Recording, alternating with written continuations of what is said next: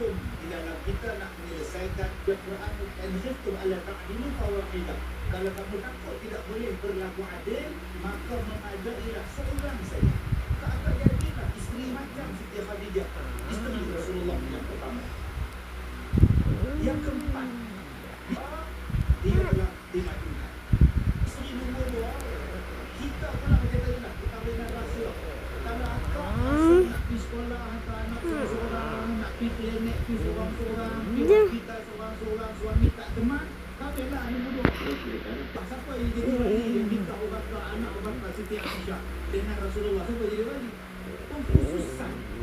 Kita hari ini pun keistimewaan ada mic, ada meja yang tuan-tuan duduk di bawah. Kami di sini sebab apa?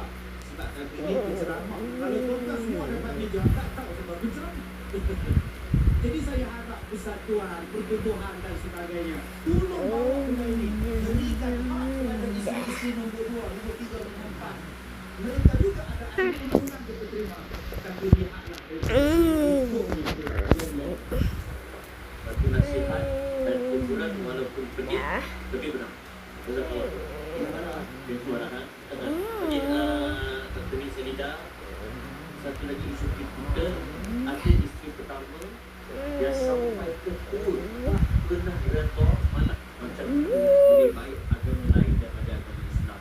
Sebab agama lain tak pernah lihat keindahan. Sedangkan satu pilihan. Jadi kalau kita lihat sejarah juga bagaimana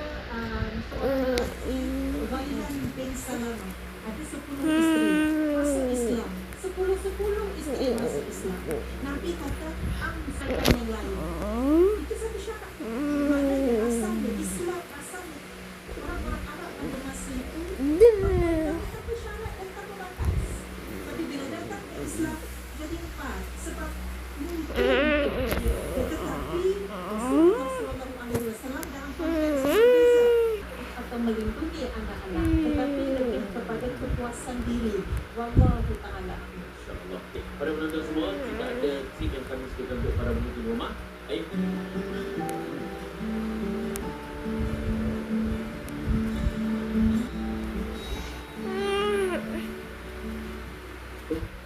Nasib pada Datuk Ustaz Nazim kami berdoa padamu ya Allah, peliharakanlah rumah tangga kami ya Allah, pemurahan rezeki, limpahilah kami dengan kebahagiaan ya Allah. Mudah-mudahan di dunia kami berkeluarga sehingga salihah.